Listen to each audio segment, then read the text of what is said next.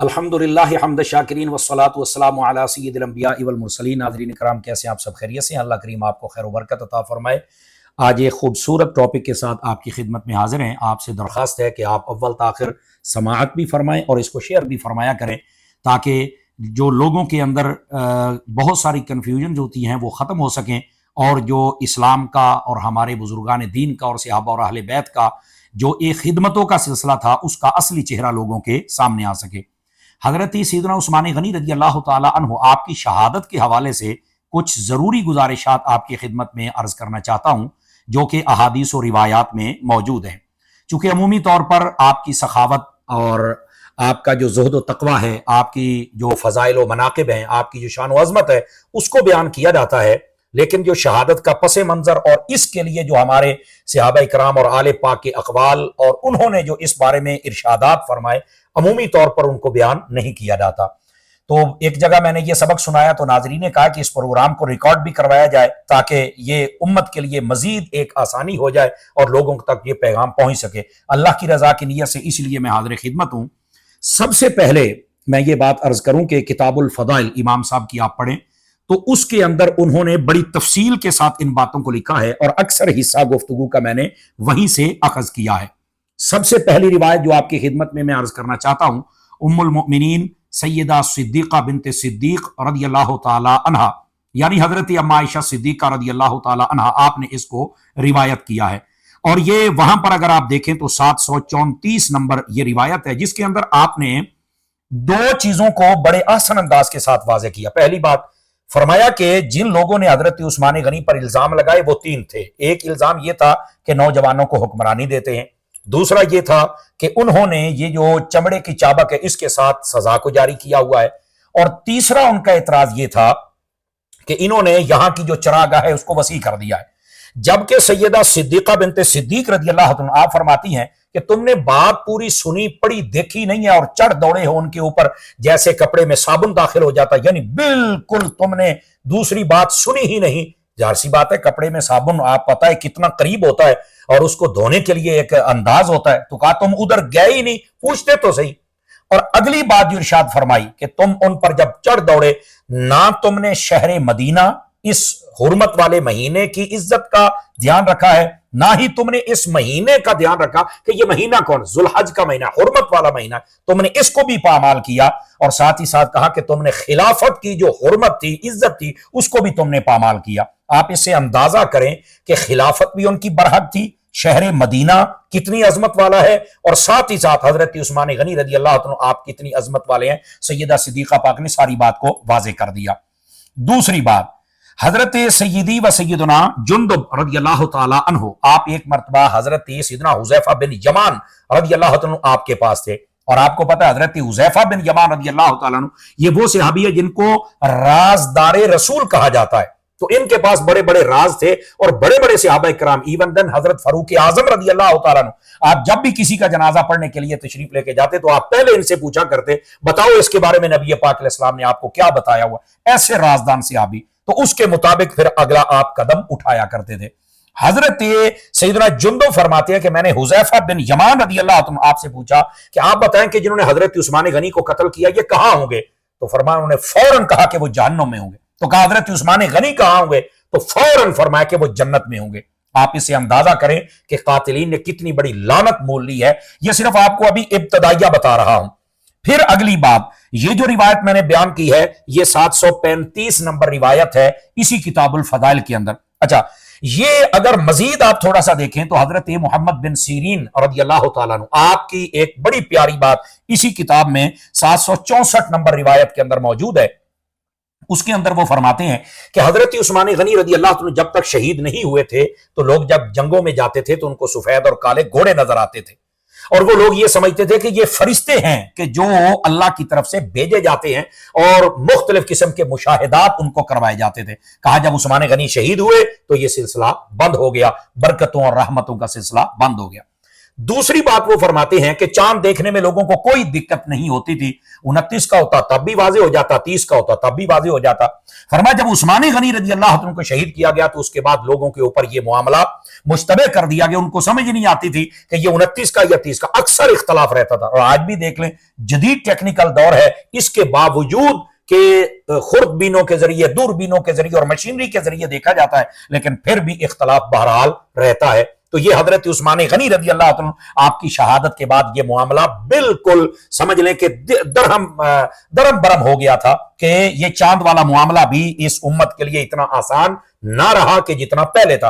और तीसरी बात आप फरमाते हैं, पहले हजरत उस्मान गनी की शहादत से पहले लोगों को सदका देने में कोई मुश्किल नहीं होती थी। वो सीधा हुक्मरान के पास आते, जो भी खलीफा होता, और कहते कि ये हमारा सदका है, आप इसको गरीबों में बांट दो। एक तरतीब होती थी और उसके मुताबिक वो हर हकदार तक पहुंच जाता था। का उसके बाद ये मामला ऐसा खराब हुआ कि लोगों को इस बात की समझ ही नहीं रहती थी कि हमने कैसे इस सदके को आगे पहुंचाना और किस तक पहुंचाना, यानी इख्तलाफ इस हद तक पहुंच गया। तो पता चला कि ये जो बुजुर्ग होते हैं, इनके साथ अगर नाइंसाफी की जाए तो बहुत सारे रहमत और बरकतों के दरवाजे जो हैं वो बंद कर दिए जाते हैं। मैं ये बातें इसलिए सुना रहा हूं कि हजरत उस्मान गनी रजी अल्लाह तआला आपकी जो शहादत है, इसको समझना बड़ा जरूरी है। आप इससे भी समझें, हजरत मोहम्मद बिन हनफिया रजी अल्लाह तआला आप इस बात को रिवायत करते हैं, और ये 733 नंबर रिवायत है इसी किताबुल फदाइल के अंदर।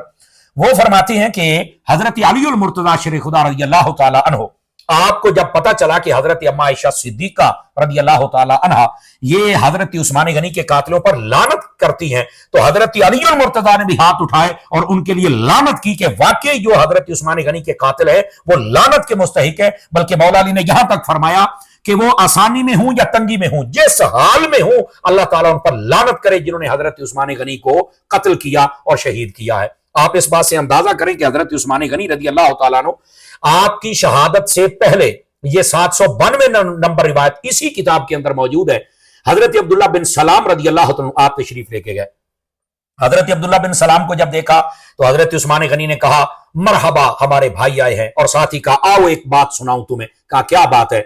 फरमाया कल महबूब पाक अलैहिस्सलाम ने मुझे जियारत करवाई है और उस कमरे की जानिब, उस एक रोशनदान था उसकी जानिब इशारा किया, यहां से हुजूर जलवागर हुए, साथ में हजरत अबू बकर भी थे, हजरत उमर भी थे रज़ी अल्लाह तआला अन्हुमा, सुभान अल्लाह।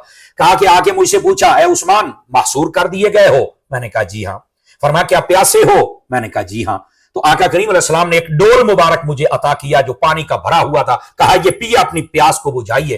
कहा मैंने जब घूंट भरा तो मेरे पूरे जिस्म, बिलखुसूस ये सीना और ये जो सामने वाला हिस्सा होता है कंधे, इसका जिक्र किया कि यहां तक मुझे ठंडक महसूस हुई। और उसके बाद महबूब करीम अलैहिस्सलाम ने फरमाया ए उस्मान, अगर तुम चाहो तो हम तुम्हारी मदद कर सकते हैं, तुम्हारी मदद कर दी जाएगी, और ये सारे आपके जो मुखालिफीन हैं ये रुसवा जलील हो जाएंगे, और अगर तुम चाहो तो तुम आज रोजे की नियत कर लो तो अफ्तारी जन्नत में हमारे साथ कर लेना।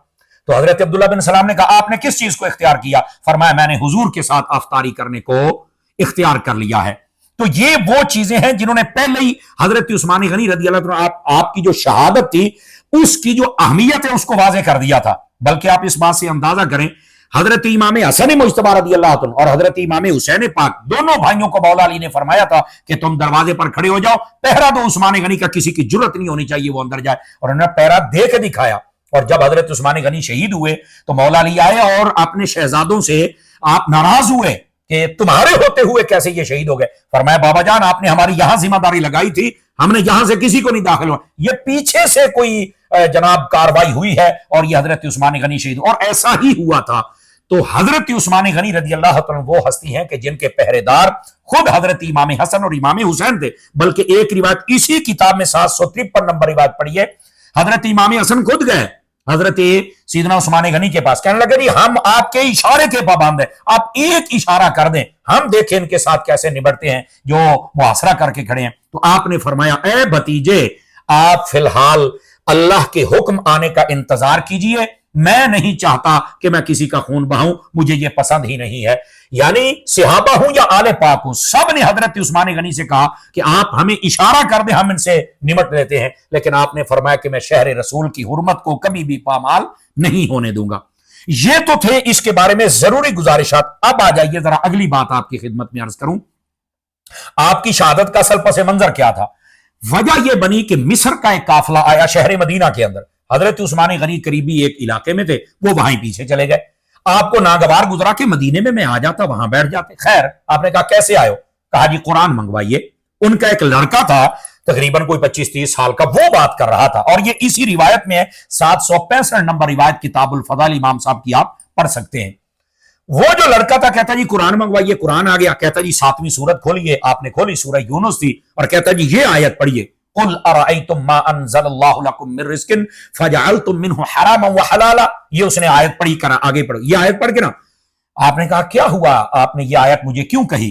तो वो कहता है अल्लाह रब्बुल इज्जत ने जो फरमाया है कि मैं जो तुम्हें रिस्क देता हूं, नाजिल करता हूं, तो तुम बाज को हलाल करते हो, बाज को हराम करते हो, तो क्या अल्लाह ने आपको इजाजत दी? कहा हुआ क्या है? तो उन्होंने कहा कि आपने यहां की चरागाह को बढ़ा दिया है। चरागाह बढ़ाने का मकसद यह था कि हजरत अबू बकर उस्मान के दौर, हजरत अबू बकर उमर के दौर के अंदर भी यही चरागाह थी। जहां से भी जंग होती तो वहां से जो जानवर होते इनको यहां रखा जाता, और जो एक तकसीम कारी थी उसके मुताबिक तकसीम कर दिया जाता। इन लोगों का कहना यह था कि अब फुतूहात ज्यादा हो रही हैं और आपने यहां पर चरागाह बढ़ा दी है, तो आज जो जंग करते आप उन्हीं में बांट दिया करें। हजरत उस्मान गनी रजी अल्लाह तआला अन्हु ने आपकी बात, उनकी बात जब सुनी ना, तो कहा कि ये आयत किसी और मकसद के लिए, लेकिन तुम किसी और मकसद के लिए पढ़ रहे हो। तो मैं नाजरीन को कहूंगा ज्यादा जो कुरान की आयत और नंबर बताए ना, तो ज्यादा उसकी तरफ ना तवज्जो किया करें। ये देखें कि वो मफहूम अपनी अकल का निकाल रहा है या कुरान हदीस में जो है वो निकाल रहा है। ये है असल बात समझने वाली। लोग कुरान पढ़ते हैं लेकिन अपना मतलब निकालकर वो तो हजरत उस्मान गनी पर भी एतराज करते हैं। आप और मैं फिर कहां के जनाब हमारे ऊपर क्यों नहीं एतराज हो सकता? तो कहने का मतलब ये आपने उनको बार बार समझाया, 3 मरतबा कहा और छोड़ दो, तुम ये गलत इस्तेदलाल कर रहे हो।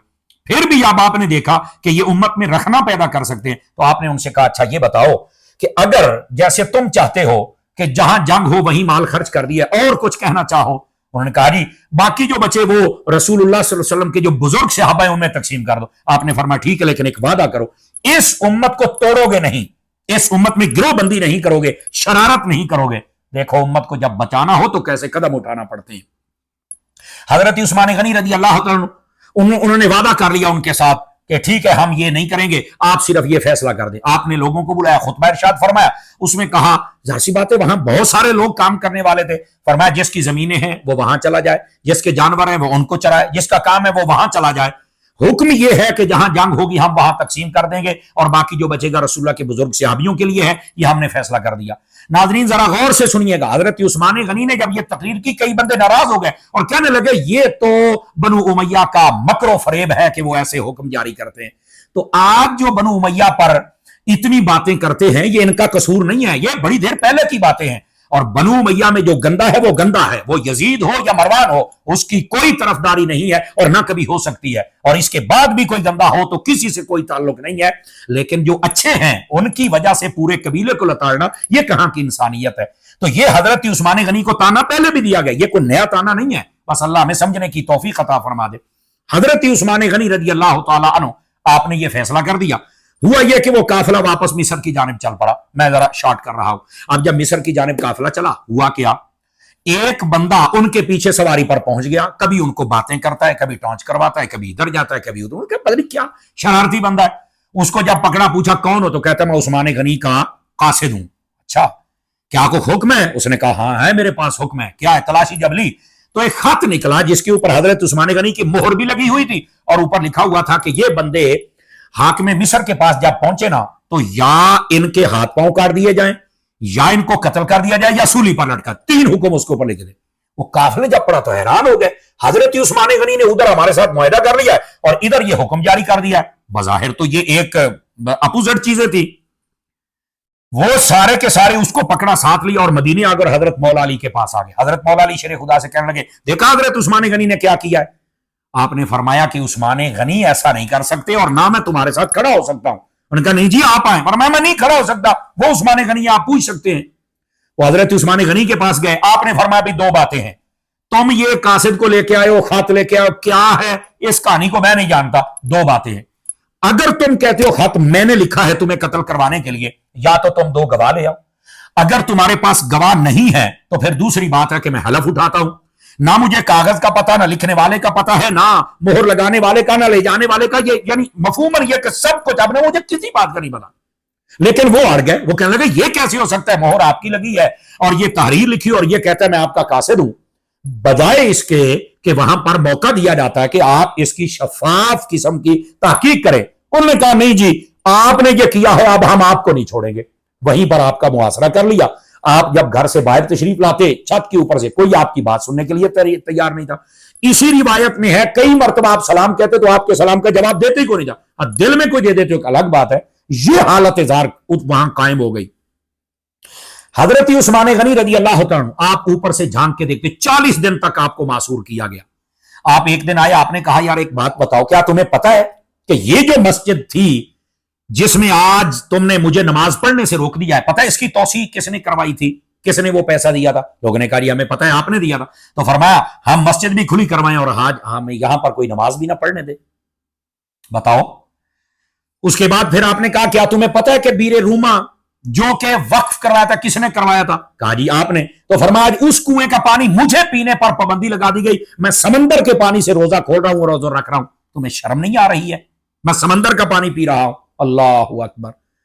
یہاں ایسا تلخ ماحول پیدا ہو گیا، لیکن آپ کے پاس صحابہ کرام آتے تھے، آل پاک کے افراد، جیسے میں نے پہلے عرض کیا، آپ نے فرمایا میں نے خون نہیں بہانا، ان کو خود سمجھ ہونی چاہیے کہ میں ایسا کام کیسے کر سکتا ہوں، اور انہوں نے تحقیق تک تو بات جامع ہی نہ دی۔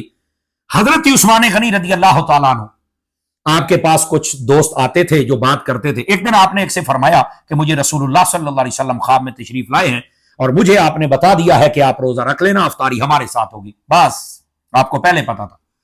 اب آگے بھی میں شارٹ کٹ کر کے بتاتا ہوں۔ پہلے ایک شخص آیا، اس نے آپ کی داڑھی پکڑی، تو آپ نے کہا اگر تیرا باپ ادھر ہوتا نا تو یہ کام کبھی نہ کریں، وہ چھوڑ کے باہر چل گئے۔ دوسرا بندہ آیا، اس نے آپ سے جب سختی کرنا چاہی تو آپ کے ہاتھ میں قرآن تھا، فرمایا قرآن تیرا اور میرا فیصلہ کرے گا، میں نے ایسا کچھ نہیں کیا، وہ بھی چھوڑ کے آپ کو چلا گیا۔ تیسرا بندہ آ گیا، اس نے آ کر آپ پر تلوار ماری تو آپ جیسے بچاؤ کے لیے پیچھے ہٹتے، ایسے ہاتھ میں قرآن تھا تو قرآن کے کچھ اوراق کٹ گئے۔ آپ نے فرمایا ظالم آج سے پہلے قرآن کے اس طرح الفاظ کو اور اوراق کو کسی نے نہیں کاٹا جیسے تیرے ہاتھوں نے کاٹا ہے۔ وہ بھی ڈر کے بھاگ گیا۔ چوتھے نمبر پر ایک بندہ آیا جس کو کالی موت کہا جاتا تھا، اس نے آ کر حضرت عثمان غنی رضی اللہ عنہ آپ کا گلا دبایا اور تھوڑی دیر کے بعد چھوڑ کے بھاگ گیا۔ لوگوں نے کہا کیا ہوا ہے؟ کہتا اتنا نرم اور ملائم گلا میں نے آج تک دیکھا ہی نہیں ہے، میں نہیں ان کو مار سکتا۔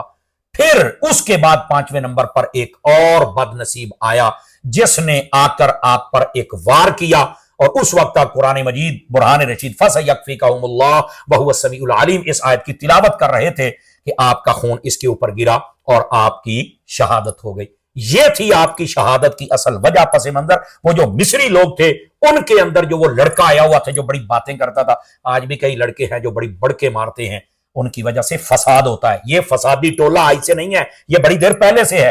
اور حضرت عثمان غنی رضی اللہ عنہ آپ شہید ہو گئے، جس کی بشارتیں پہلے نبی پاک نے دے دی تھی۔ انشاءاللہ نیکسٹ جب ہم آپ سے مخاطب ہوں گے تو اس کے مضمون کو مزید آگے آپ کے سامنے بیان کریں گے۔ آمین۔ وآخر دعوانا ان الحمدللہ رب العالمین۔